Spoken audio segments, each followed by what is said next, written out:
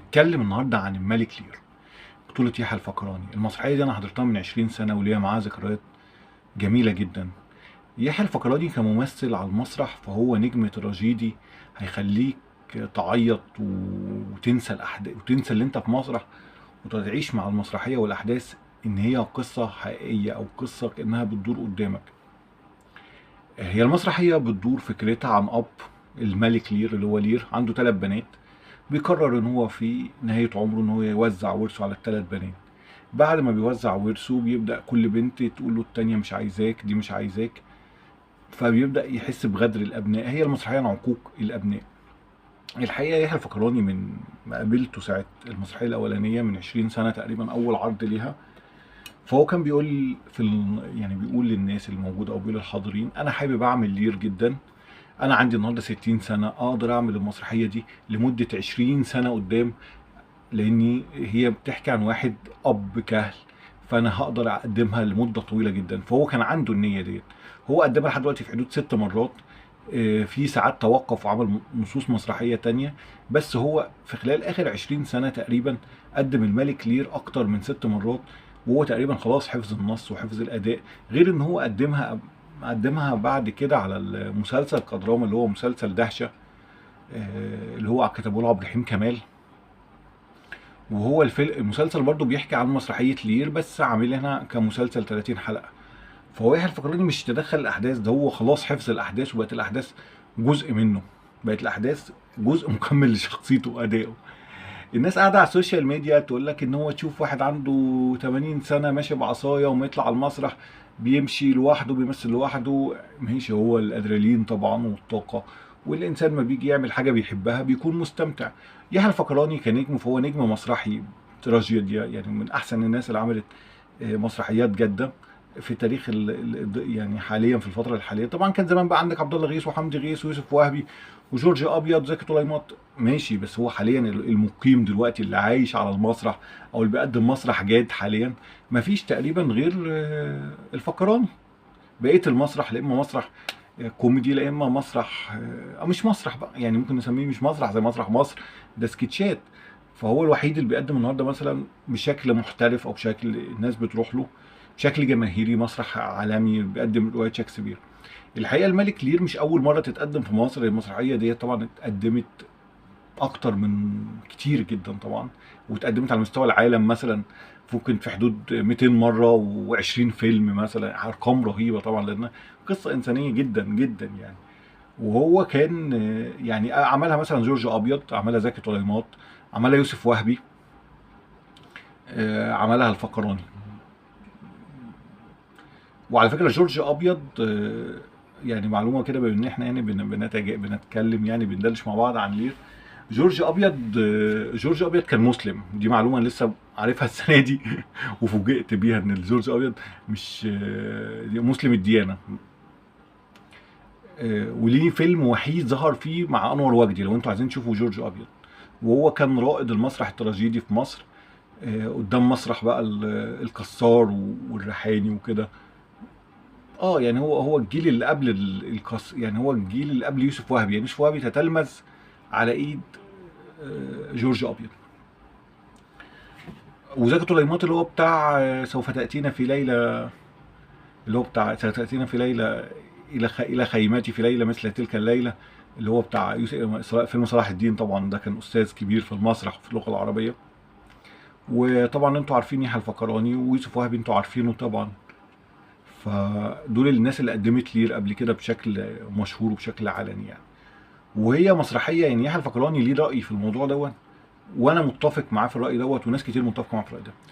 المسرحيه النجوم العرب ما بتقدم شكسبير فبتقدمه بشكل افضل احاسيس وطاقه من الممثلين الغرب. ليه؟ مسرحيه مثلا زي لير بتدور عن عقوق الابناء، فالمصريين او العرب عندهم حته الابناء وبيحافظوا على اولادهم. الغرب ما عندهمش دم اساسا، الغرب اغلبهم ايه، العيل بيكبر من هنا ما بيعرفش عنه حاجه، روح يا ابني شوف حياتك ما توجعش دماغي. فالموضوعات اللي فيها احاسيس ومشاعر، فالطاقه الشرقيه والتمثيل الشرقي حاليا مناسب مع روايات شكسبير، وبيقدمها باحاسيس اعلى كتير جدا من الغرب اللي هم بقوا شكل يعني عندهم درجه من درجات التبلد في المشاعر. فشكسبير مثلا هو شكسبير اصلا احداثه كلها، مسرحياته كلها فيها احداث كبيره ودراما وقتل وعقوق. يعني الاحداث عنده ما بتبقاش ايه، المسرحيات عنده احداثها عاليه، احداثها كبيره مش احداث صغيره. يعني هي دي دراما شكسبير، هو يعني ده نوع من انواع الدراما، بس هو دي درامته، يعني دي الطريقه اللي بيكتب بيها، فهي مناسبه لينا طبعا. هو شيء يعني ممكن برضو يعني من الحاجات اللي اتقدمت في المسرح قريب يعني لشكسبير، هو طبعا الاشهر طبعا عطيل. عطيل كان قدمها حمدي غيث وقدمها احمد ماهر على المسرح، وقدمها بشكل ساخر طبعا اشرف عباقي في فيلم رشه جريئه.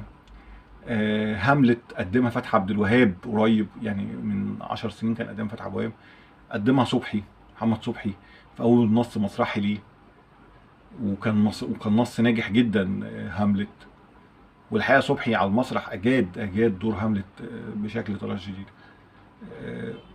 فاحنا كمصر يعني، او كممثلين مصريين، فاحنا عندنا بنحب اعمال شكسبير واعماله ناجحه، لانها بتمس فكره زي ما بقول لكم ايه، احداثه كبيره، حقوق الوالدين، الصراع على الميراث، صراع الاخوه، الخيانه الزوجيه، صراع احداثه كبيره فبتشد الممثلين او المجتمع الشرقي يعني. انا يحيى الفخراني اتمنى في يوم من الايام، يعني هو طبعا اخر كام سنه عمل المسلسل اللي هو عمل لير، وعمل عنده مسلسل اللي هو داشر. بعد كده كان ليه مسرحيه زمان اسمها جوازه طلياني، عمل عنها مسلسل كان مع ابراهيم كمال، ما نجحش، كان هو وهاله فاخر. وبعد كده على السنه اللي فاتت عمل عتبات البهجه مع مجدي ابو عميره، وكان مع كاتب مدحت العدل، وبرده مسلسل ما حققش النجاح اللي هو النجاح اللي يستحقه يحيى الفخراني كواحد من اهم وابرز نجوم الدراما على مستوى العالم العربي يعني، واكثرهم كاريزما واكثرهم حضورا، وهو ممثل درامي من الدرجه الاولى يعني.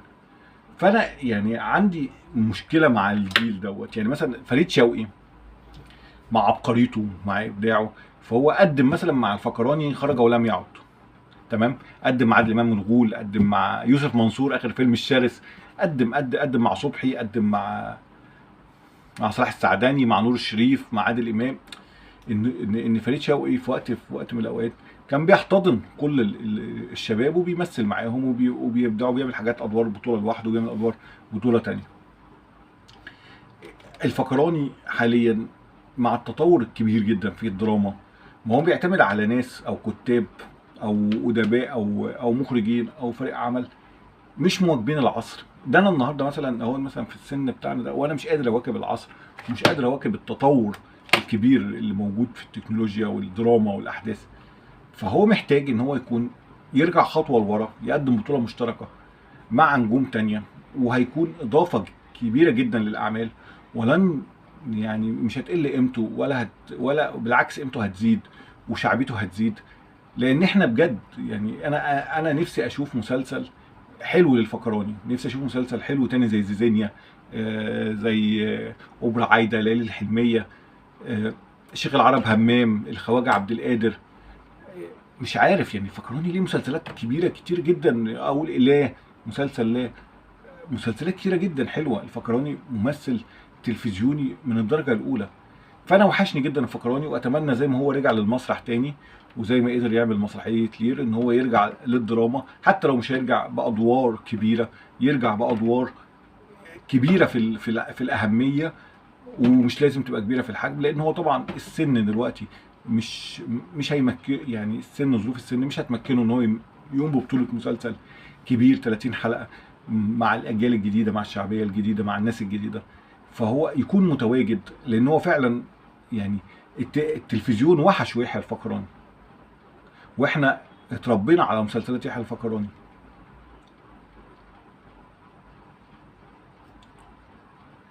اخر حاجه كنت عايز اقولها يعني افتكرتها، ان يحيى الفخراني كان المفروض يكون بطل فيلم احلى الاوقات مكان دور سامي العدل، والدور كان مكتوب حلو قوي، وفيلم احلى الاوقات من الافلام اللي مكتوبه حلو قوي، والمخرجه هاله خليل تقريبا من احسن افلامها واحلى افلامها اللي عملته.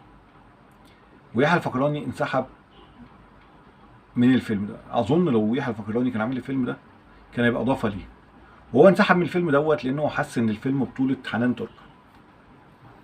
نفس الفكره بقول لكم عليها، ان هو مش قادر الجيل كله مش هو لوحده ان هم يرجعوا خطوه زي فريد شوقي مثلا ويشاركوا في اعمال مش من بطولتهم. ايه رايكم؟ اكتبوا لنا رايكم طبعا في التعليقات. اتمنى طبعا اللي انتوا تعملوا لنا شير، متابعه براحتكم يعني. شكرا لكم.